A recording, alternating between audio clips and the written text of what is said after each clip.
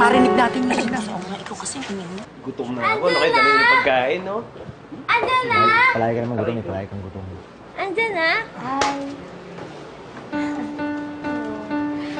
Bruce, Hello! Ayun o. ingat ka. Super Nam! Nanay V! Bless!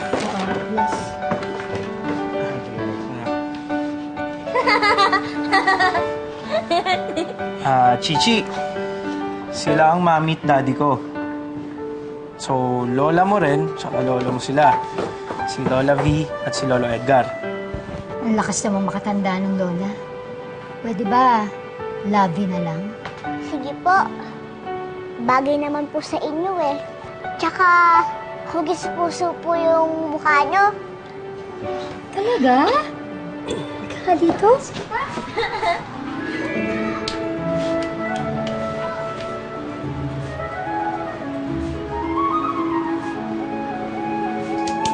Yay!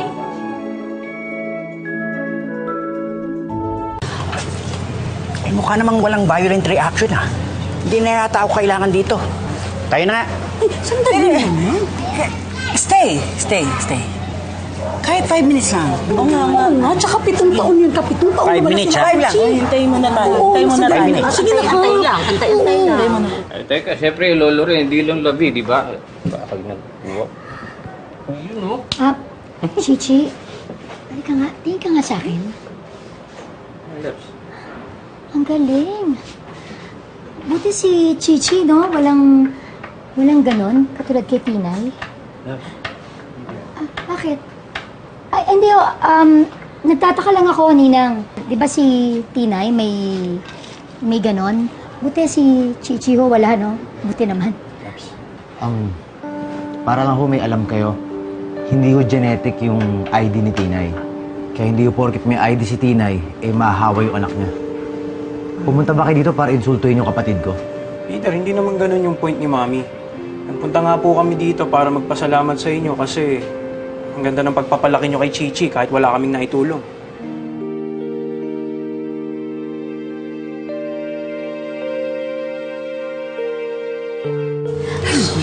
Wala na talaga eh. Ano ba yan? Mukhang bigo tayo. Ay, mukhang wala naman talaga magaganap na away ngayon eh. Wala ka kayo. Nakakainis naman. Ito ba kung nawala sila Archie? Walang away. Sayang. Kapitan, sayang. Mabuti nga eh, walang masamang nangyari eh.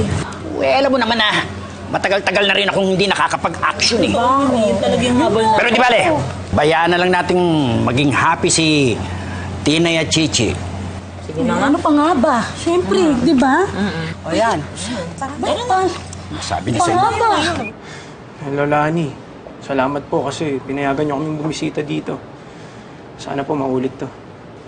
Archie! dito ka ba masusunod? Tabi po tayo nila, nanay? Ay, hindi. Oo nga! Ay, hindi, Tinay. Hindi, uuwi kami, ha? Iuwi ko si Archie. Naku, mahirap na. Baka mamaya may mangyari na naman, eh. Vivian, ano sa palagay mo ang maaaring mangyari? Oh, come on naman, Nina. Huwag na tayo magpaka-inosente. Ay, di ba nga, may nangyari na nga sa kanila. Ayan, nagkaanak na nga. Mabuti nga, swerte at normal tong si Chichi. Eh, paano kung masundan katulad na ni Tinay? At kasalanan ni Tinay na nabuntis siya. Ha? Ganun ba? Ay, Tinay, sandali. Ang pupunto ko lang naman, kasi di ba kung noon, nung nasa amin, nagawa ng akitin ni Tinay si Archie, abay, lalo na dito, nandito sa pamamahay, dito matutulog. Anong kasunod nun? Hindi ka ba talaga titigil? Eh, mamaya, lalobo na naman ang tiyan ni Tinay. Hindi yun naman, ho. Sinasabi... Ah! Sinasabi ko lang.